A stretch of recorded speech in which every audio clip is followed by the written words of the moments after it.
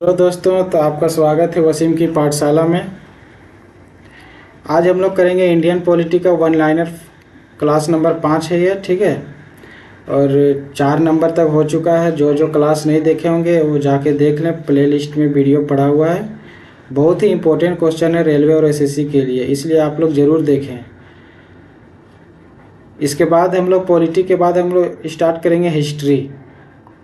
इसके बाद हम लोग करेंगे हिस्ट्री, इसलिए चैनल को सब्सक्राइब कर लें और हमारे साथ जुड़े रहें। तो चलिए क्वेश्चन की ओर हम लोग चलते हैं। हमारा क्वेश्चन है, राज्य मंत्रिपरिषद सामूहिक रूप से किसके प्रति उत्तरदायी होती है? आंसर हो जाएगा राज्य की विधानसभा। जो आर्टिकल 164(2) के अनुसार राज्य मंत्रिपरिषद विधानसभा के प्रति सामूहिक रूप से उत्तरदायी होती है। कौन राज्यपाल की पात्रता नहीं है? तो आंसर हो जाएगा राज्यसभा के सदस्य के रूप में चुनाव की अर्हता।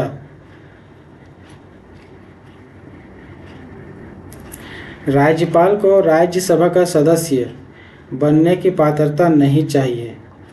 राज्यपाल का जो है वो राज्यसभा का सदस्य बनने की पात्रता नहीं चाहिए, बल्कि वह संसद राज्य विधायिका का सदस्य नहीं होना चाहिए।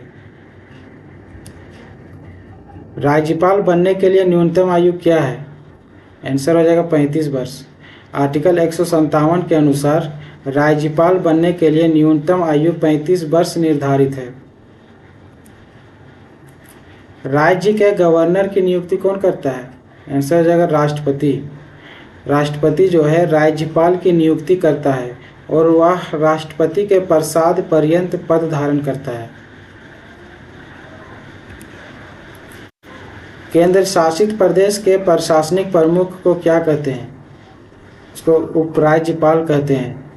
जैसे हो गया दिल्ली, पुडुचेरी, अंडमान जैसे केंद्र शासित प्रदेशों में प्रशासनिक प्रमुख जो होता है वो उपराज्यपाल ही होता है। भारत में लेफ्टिनेंट गवर्नर कौन होते हैं? तो केंद्र शासित प्रदेश के नाम मात्र के प्रमुख। लेफ्टिनेंट गवर्नर केंद्र शासित प्रदेशों में राष्ट्रपति के प्रतिनिधि होते हैं और नाम मात्र के प्रमुख होते हैं। आर्टिकल 170 के अनुसार राज्य विधानसभा में सीटों की सीमा क्या है? तो 500 और 60 है। आर्टिकल 170 के अनुसार किसी राज्य की विधानसभा में सदस्य 500 से अधिक और 60 से कम नहीं हो सकते। मतलब मिनिमम चाहिए 60 और मैक्सिमम होना चाहिए 500।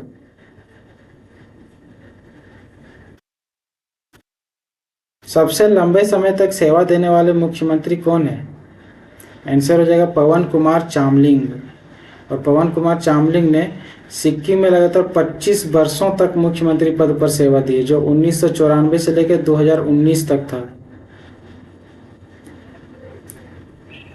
राज्य विधानसभा में अधिकतम सीटें कितनी हो सकती है? 500 हो सकती है। आर्टिकल 170 में राज्य विधानसभाओं की अधिकतम सीमा 500 और न्यूनतम 60 तय की गई है। ये किसमें दिया हुआ? आर्टिकल 170। आप लोग याद रखना इसको, ठीक है, क्वेश्चन बन सकता है इससे। अक्टूबर 2020 तक कितने राज्यों में द्विसदनीय विधायिका है? आंसर हो जाएगा 6। एक तो हो गया यूपी, बिहार, महाराष्ट्र, कर्नाटक, आंध्र प्रदेश और तेलंगाना में विधान परिषदें हैं। इनमें से किस केंद्र शासित प्रदेश में विधानसभा है? आंसर हो जाएगा दिल्ली। दिल्ली हो गया, पुडुचेरी और जम्मू कश्मीर में अपनी विधानसभा है, जबकि अन्य केंद्र शासित प्रदेशों में नहीं है। भारत की पहली महिला मुख्यमंत्री कौन थी? सुचेता कृपलानी थी। सुचेता कृपलानी 1963 में उत्तर प्रदेश की मुख्यमंत्री बनी, भारत की पहली महिला मुख्यमंत्री बनी थी। द्विसदनीय विधानसभा का अर्थ क्या है? विधायकों को 2 अलग विधानसभाओं में बांटा जाता है। इसका मतलब है एक विधानसभा लोअर हाउस और एक विधान परिषद होता है जो इसको अपर हाउस कहते हैं। मुख्यमंत्री के बारे में कौन सा कथन गलत है? राज्य में मुख्यमंत्री का पद राष्ट्रपति के समरूप होता है। यही वाला गलत है, ठीक है। मुख्यमंत्री कार्यकारी प्रमुख होता है, जबकि राष्ट्रपति नाम मात्र का प्रमुख, दोनों समरूप नहीं है। राज्य का मुख्यमंत्री बनने की न्यूनतम आयु क्या है? आंसर हो जाएगा 25 वर्ष। मुख्यमंत्री बनने के लिए व्यक्ति को विधानसभा का सदस्य होना चाहिए, जिसकी न्यूनतम आयु 25 वर्ष है। संविधान का कौन सा अनुच्छेद संघ राज्य क्षेत्रों के उच्च न्यायालयों से संबंधित है? तो आर्टिकल 241 है। आर्टिकल 241 के अनुसार संसद केंद्र शासित प्रदेशों के लिए उच्च न्यायालय बना सकती है या किसी अन्य न्यायालय को उच्च न्यायालय घोषित कर सकती है। न्यायपालिका की स्वतंत्रता व न्यायिक समीक्षा किस संविधान से ली गई है? यह अमेरिकी संविधान से लिया गया। क्या लिया गया? न्यायपालिका की स्वतंत्रता और न्यायिक समीक्षा अमेरिका की संविधान से लिया गया। भारतीय संविधान में न्यायिक पुनरावलोकन की शक्ति अमेरिका से ली गई है, जिससे न्यायालय विधायिका और कार्यपालिका के कार्यों की समीक्षा कर सकता है। उच्च न्यायालय की रीट जारी करने की शक्ति किस अनुच्छेद में है? आर्टिकल 226 में है। और सुप्रीम कोर्ट का है आर्टिकल 32। ये सुप्रीम कोर्ट का है।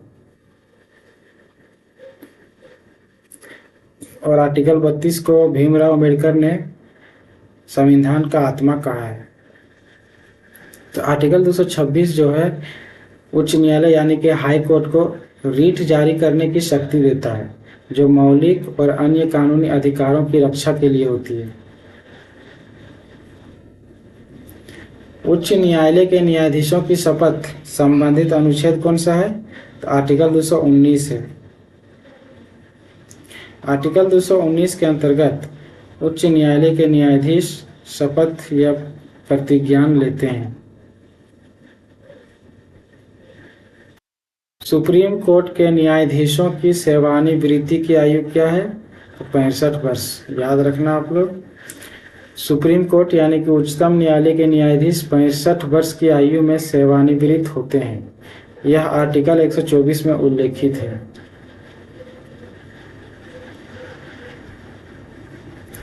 जिला और सत्र न्यायाधीश किसके अधीन होते हैं? तो राज्य के उच्च न्यायालय के अधीन होते हैं। जिला न्यायालय राज्य के उच्च न्यायालय के प्रशासनिक नियंत्रण में कार्य करता है।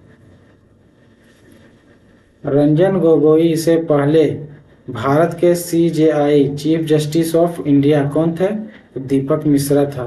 दीपक मिश्रा भारत के 45वें सीजेआई थे। रंजन गोगोई ने 3 अक्टूबर 2018 को उनका स्थान लिया है।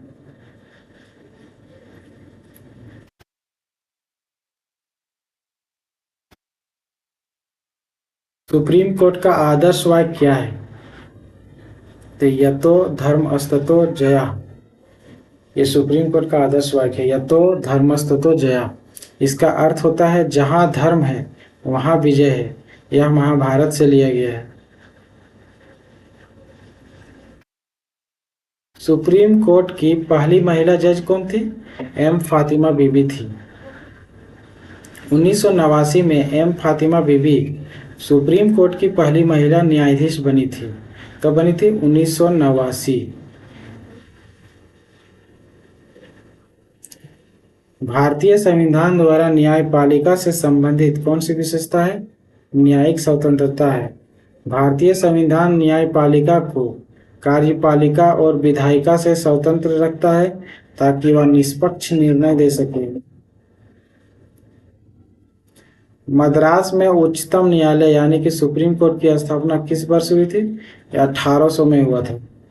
किंग जॉर्ज III ने 1800 में मद्रास में और 1823 में बॉम्बे में सुप्रीम कोर्ट की स्थापना कराई थी। 1800 में मद्रास में और 1823 में बॉम्बे में सुप्रीम कोर्ट की स्थापना कराई थी। सुप्रीम कोर्ट का पहला परिसर कहाँ था? संसद भवन था। सुप्रीम कोर्ट 1950 में संसद भवन में कार्य करता था। बाद में इसे तिलक मार्ग, नई दिल्ली स्थित वर्तमान परिसर में स्थानांतरित किया गया है।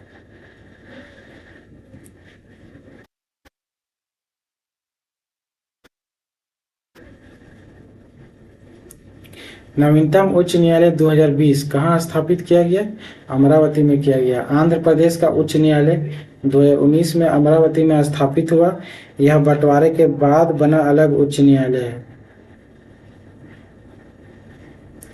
नवंबर 2020 तक भारत में उच्च न्यायालयों की संख्या कितनी है? तो टोटल 25 है। याद रखना आप लोग, टोटल 25 है। भारत में कुल 25 उच्च न्यायालय हैं, यानी कि भारत में जो है 25 टोटल हाई कोर्ट हैं, जिनमें कुछ संयुक्त रूप से 2 राज्यों को सेवा प्रदान करते हैं।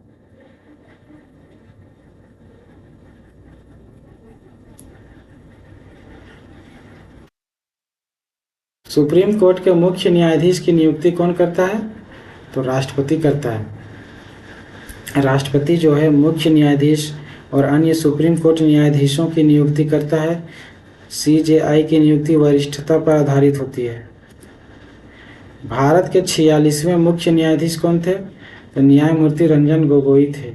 रंजन गोगोई भारत के 46वें CJI chief justice of India थे और अयोध्या विवाद जैसे ऐतिहासिक निर्णय उनके कार्यकाल में दिए गए।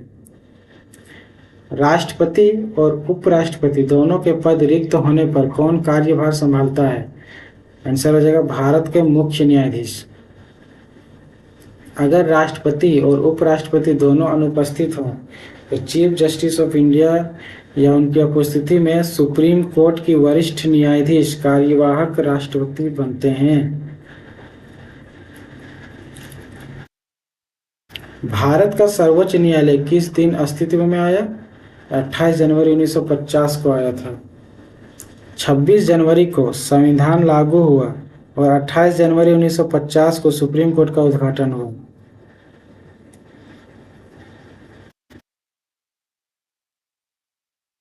कौन मुख्य न्यायाधीश राष्ट्रपति और उपराष्ट्रपति दोनों रहे? न्यायमूर्ति एम हिदायतुल्लाह है। ये कार्यकाल राष्ट्रपति 1969 और बाद में उपराष्ट्रपति 1979 से 84 में था।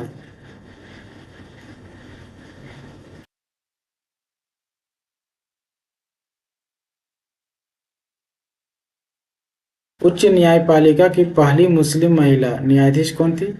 न्यायमूर्ति एम फातिमा बीबी थी। 1989 में सुप्रीम कोर्ट की पहली महिला और पहली मुस्लिम महिला न्यायाधीश बनी। भारत का सबसे पुराना उच्च न्यायालय कौन सा है? कलकत्ता का उच्च न्यायालय है सबसे पुराना। यह 1862 में हाई कोर्ट्स एक्ट के तहत स्थापित यह भारत का पहला उच्च न्यायालय है। एक तो कथन दिया हुआ है, ठीक है। न्यायपालिका कार्यपालिका से स्वतंत्र है, ये कथन 1 हुआ। बोला कि न्यायपालिका कार्यपालिका से स्वतंत्र यानी कि मुक्त है। उसका कारण दिया हुआ है, वह सरकार की योजनाओं का समर्थन करती है। तो सही उत्तर इसका बताएं। इसका सही आंसर हो जाएगा ए सही है, यानी कि ये वाला जो है न्यायपालिका कार्यपालिका से स्वतंत्र रहता है, ये सही है, लेकिन आर गलत है। न्यायपालिका कार्यपालिका से स्वतंत्र होती है, लेकिन वह सरकार की योजनाओं की समर्थक नहीं होती है।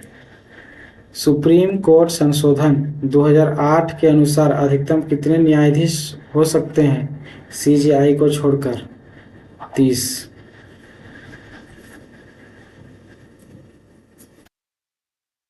उच्च न्यायालय के न्यायाधीश का स्थानांतरण कौन करता है? भारत का मुख्य न्यायाधीश करता है। राष्ट्रपति स्थानांतरण करता है, लेकिन चीफ जस्टिस ऑफ इंडिया से परामर्श लेना अनिवार्य होता है। संसद और विधानसभा की विधायी सीमा की जांच कैसे होती है? न्यायिक समीक्षा से। संविधान के विरुद्ध किसी कानून की वैधता की जांच करने की शक्ति न्यायपालिका को न्यायिक समीक्षा के तहत दी गई है। संसद राज्य विधानमंडल और राष्ट्रपति उपराष्ट्रपति चुनावों की मतदाता सूची करने तैयार करता है। आंसर हो जाएगा चुनाव आयोग। आर्टिकल 324 के तहत भारत का चुनाव आयोग सभी चुनावों की निगरानी, संचालन और मतदाता सूची तैयार करता है।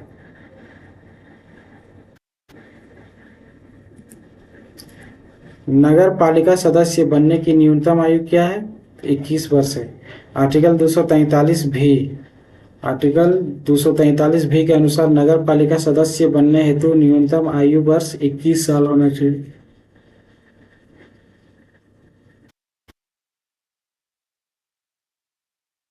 आनुपातिक प्रतिनिधित्व पीआर पद्धति की विशेषता कौन सी नहीं है?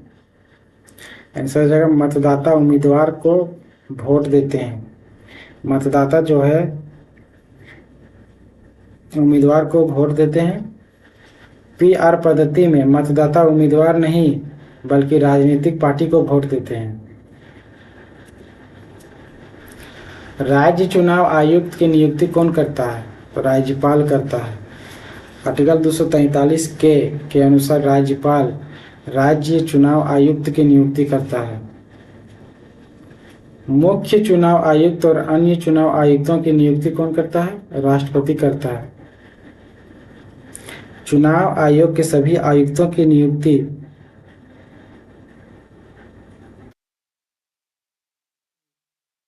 राष्ट्रपति करता है। सीईसी को हटाने की प्रक्रिया न्यायाधीश जैसे होती है। ईवीएम का पूर्ण रूप क्या है? इलेक्ट्रॉनिक वोटिंग मशीन होता है।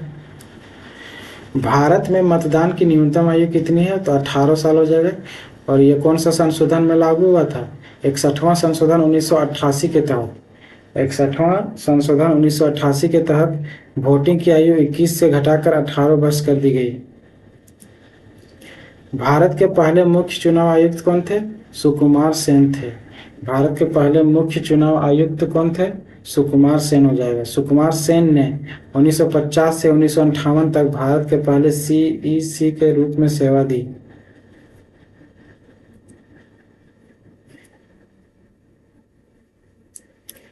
अगला क्वेश्चन है, भारत में चुनाव आयोग की स्थापना कब हुई? ये 25 जनवरी 1950 को ही हो गया था। निर्वाचन आयोग की स्थापना 25 जनवरी 1950 को हुई। इस दिन को राष्ट्रीय मतदाता दिवस के रूप में मनाया जाता है। नोटा विकल्प भारतीय वोटिंग प्रणाली में कब जोड़ा गया? 2013 में। NOTA none of the above विकल्प 2013 में पहली बार वोटिंग मशीन में जोड़ा गया।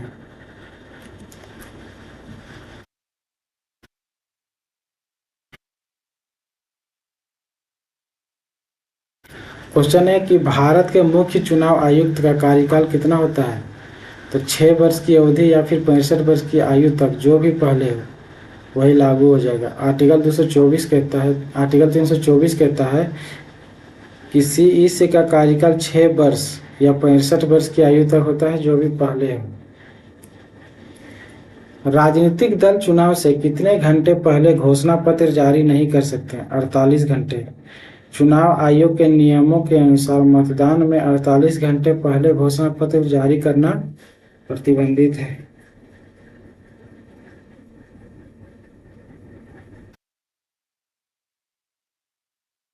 स्वतंत्र भारत का पहला आम चुनाव कब हुआ? 1951 से 52 में हुआ। पहला आम चुनाव 25 अक्टूबर 1951 से 21 फरवरी 1952 के बीच संपन्न हुआ था। निर्वाचन आयोग की चुनाव के लिए जिम्मेदार नहीं है पंचायत चुनाव। पंचायत चुनाव की जिम्मेदारी राज्य चुनाव आयोग की होती है, न कि भारत के निर्वाचन आयोग की। अधिकार के बारे में कौन सा कथन गलत है? मानसिक रूप से विक्षिप्त व्यक्ति को वोट देने का अधिकार है, यही गलत है। जबकि आंसर होना चाहिए मानसिक रूप से अस्वस्थ व्यक्ति या न्यायिक रूप से अपात्र घोषित व्यक्ति को मताधिकार नहीं मिलता।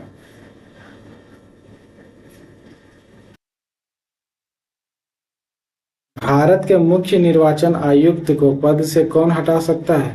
तो संसद के दोनों सदन हटा सकता है। सीईसी चीफ इलेक्शन कमीशन को उच्चतम न्यायालय के न्यायाधीश की तरह ही संसद के दोनों सदनों द्वारा विशेष बहुमत से हटाया जा सकता है। सीईसी का अर्थ क्या है? Chief election commissioner. सीईसी का अर्थ है चीफ इलेक्शन कमिश्नर। सीईसी यानी मुख्य निर्वाचन आयुक्त, जो भारत में निष्पक्ष चुनावों के लिए उत्तरदायी होता है। भारतीय योजना आयोग का गठन किस वर्ष किया गया था? यह 1950 में हुआ था। 1950 में जो है योजना आयोग का गठन किया गया था। योजना आयोग का गठन 15 मार्च 1950 को किया गया था। यह गैर संवैधानिक एवं परमादर्शी निकाय है। भारत सरकार द्वारा योजना आयोग को कब भंग किया गया? 2014 में हुआ था। 2014 में योजना आयोग को भंग कर दिया गया और 1 जनवरी 2015 से नीति आयोग अस्तित्व में आया। अध्यक्ष कौन थे? नरेंद्र मोदी। नीति आयोग के अध्यक्ष पदेन रूप से भारत का प्रधानमंत्री होता है। पहले अध्यक्ष नरेंद्र मोदी है। नवंबर 2020 तक नीति आयोग के उपाध्यक्ष कौन थे? राजीव कुमार थे। नवंबर 2020 तक नीति आयोग के उपाध्यक्ष राजीव कुमार थे। वर्तमान में यह पद सुमन बेरी के पास है। नीति आयोग के बारे में कौन सा कथन गलत है? इसकी स्थापना 1 जनवरी 2016 को की गई थी, यही गलत है। नीति आयोग की स्थापना जो है 1 जनवरी 2015 को की गई थी, ना कि 2016 में। ओमेन ट्रांसफॉर्मिंग इंडिया अवार्ड किस वर्ष शुरू हुआ? 2016 से हुआ है। यह पुरस्कार नीति आयोग द्वारा 2016 में महिलाओं की उपलब्धियों को पहचान देने हेतु प्रारंभ किया गया।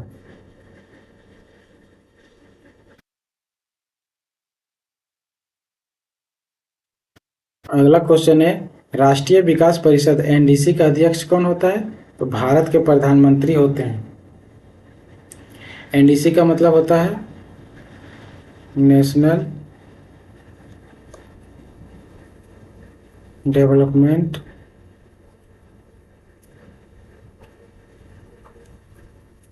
काउंसिल, और इसका अध्यक्ष हमेशा प्रधानमंत्री ही हो सकता है, और इसका गठन 1952 में हुआ था।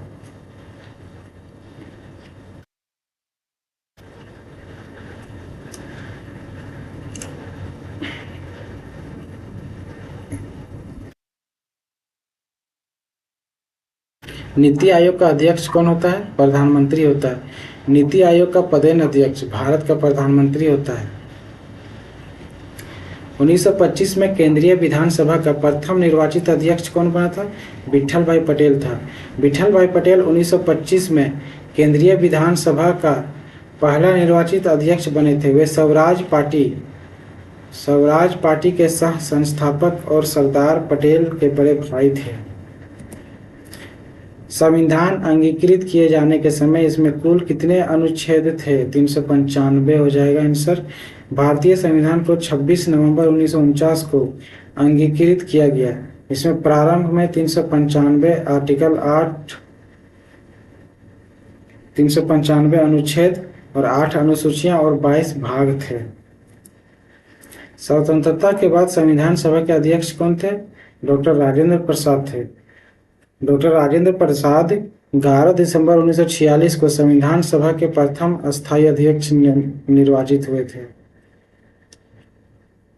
कौन भारतीय संविधान की मसौदा समिति का सदस्य नहीं था? एवी ठक्कर हो जाएगा आंसर। एवी ठक्कर मसौदा समिति के सदस्य नहीं थे। समिति में कुल 7 सदस्य थे। अध्यक्ष डॉक्टर भीमराव अम्बेडकर थे।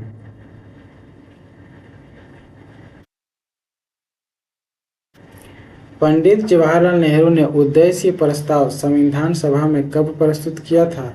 13 दिसंबर 1946 में किया था।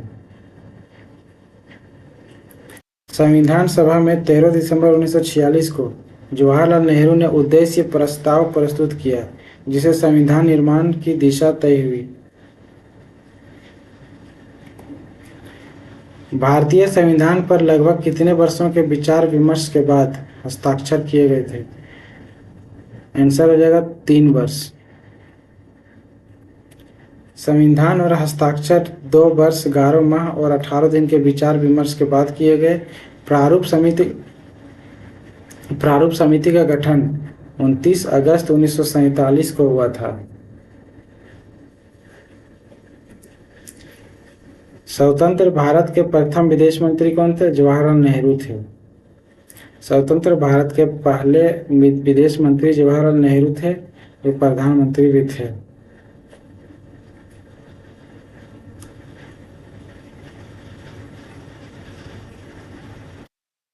भारतीय संविधान की मसौदा समिति का गठन कब किया गया था? तो 29 अगस्त 1947 को किया गया था। संविधान सभा द्वारा 29 अगस्त 1947 को मसौदा समिति ड्राफ्टिंग कमेटी का गठन किया गया, जिसके अध्यक्ष डॉक्टर भीमराव अम्बेडकर थे। भारत में संविधान सभा का विचार सबसे पहले किसने प्रस्तुत किया था? एम.एन. रॉय ने किया था 1934 में। 1934 में एम.एन. रॉय ने भारत में संविधान सभा की अवधारणा पहली बार प्रस्तुत की थी। संविधान सभा के उपाध्यक्ष कौन थे? हरेंद्र कुमार मुखर्जी।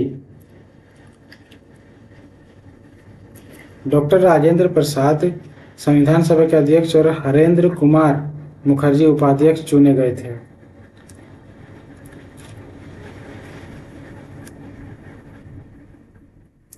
उन्नीस से पहले भारत में 26 जनवरी को क्या कहा जाता था? स्वतंत्रता दिवस कहा जाता था। 26 दिसंबर 1930 को पूर्ण स्वराज की घोषणा हुई थी और तब से स्वतंत्रता प्राप्ति तक इसे स्वतंत्रता दिवस के रूप में मनाया गया है। भारतीय संविधान के जनक के रूप में किसे जाना जाता है? ये तो आंसर सबको पता होगा, डॉक्टर भीमराव अम्बेडकर को जाना जाता है, कॉन्स्टिट्यूशन ऑफ फादर।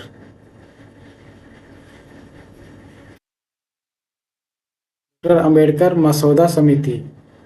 मसौदा समिति के अध्यक्ष थे। डॉक्टर अम्बेडकर जो है वो मसौदा समिति के अध्यक्ष थे और उन्होंने संविधान निर्माण में महत्वपूर्ण भूमिका निभाई थी। भारत में सांप्रदायिक चुनाव प्रणाली सबसे पहले किसने लागू की थी? मार्ले मिंटो सुधार 1909 में हुआ था। मार्ले मिंटो सुधार 1909 के अंतर्गत मुस्लिमों के लिए पृथक निर्वाचन प्रणाली लागू की गई थी। किस निर्णय में संविधान की मूल संरचना का सिद्धांत निर्धारित किया गया?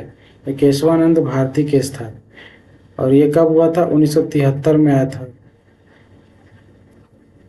1973 में केशवानंद भारती वाद में सुप्रीम कोर्ट ने मूल संरचना सिद्धांत की घोषणा की, जिसमें संविधान की कुछ बुनियादी विशेषताओं को अटल माना गया।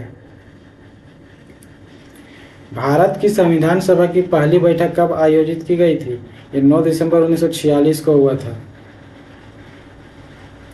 9 दिसंबर 1946 को संविधान सभा की पहली बैठक हुई, जिसमें सच्चिदानंद सिन्हा को अस्थायी अध्यक्ष बनाया गया। भारतीय संविधान को कब अंगीकृत किया गया था? तो आंसर हो जाएगा 26 नवंबर 1949। संविधान सभा ने 26 नवंबर 1949 को संविधान को अंगीकृत किया। इसके कुछ प्रावधान उसी दिन और शेष 26 जनवरी 1950 को लागू किए गए। कौन सा अधिनियम लॉर्ड नॉर्थ की समिति की रिपोर्ट पर आधारित था? आंसर हो जाएगा विनियमन अधिनियम 1773। लॉर्ड नॉर्थ द्वारा प्रस्तुत विनियमन अधिनियम 1773 भारत के संवैधानिक विकास का पहला महत्वपूर्ण अधिनियम था।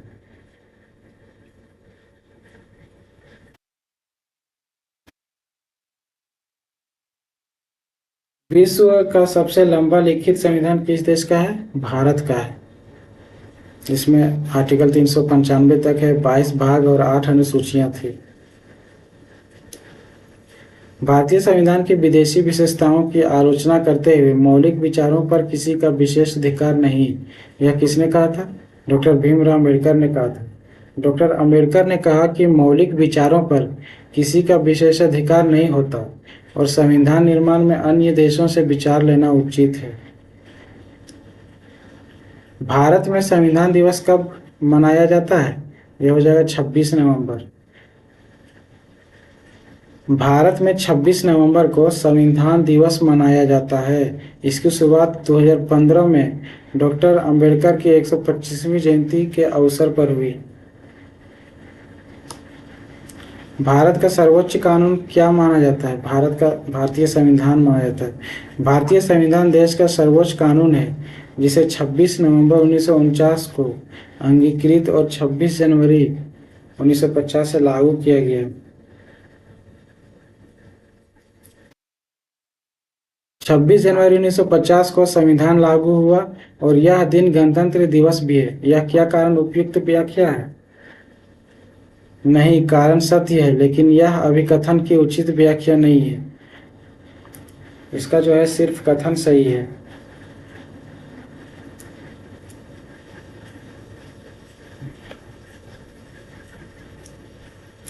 संविधान सभा ने भारत के राष्ट्रीय ध्वज को कब अपनाया था? 22 जुलाई 1947 को। संविधान सभा ने 22 जुलाई 1947 को तिरंगे को भारत के राष्ट्रीय ध्वज के रूप में अपनाया था। भारत का राष्ट्रीय प्रतीक भारत सरकार द्वारा कब अपनाया गया था? इसका आंसर हो जाएगा 26 जनवरी 1950। सारनाथ स्थित अशोक स्तंभ को भारत के राष्ट्रीय प्रतीक के रूप में 26 जनवरी 1950 को अपनाया गया था। तो आज का हमारा ये लास्ट क्वेश्चन था। सेशन को यहीं पे ख़त्म करते हैं, ठीक है। और जो चैनल को सब्सक्राइब नहीं किए होंगे वो चैनल को सब्सक्राइब करें और वीडियो में अंत तक बने रहें। बहुत ही इम्पोर्टेंट क्वेश्चन डाले हैं, इसलिए वीडियो को पूरा देखें, आधा देख के छोड़े ना। ठीक है, तो हम लोग मिलते हैं नेक्स्ट वीडियो में। Thank you.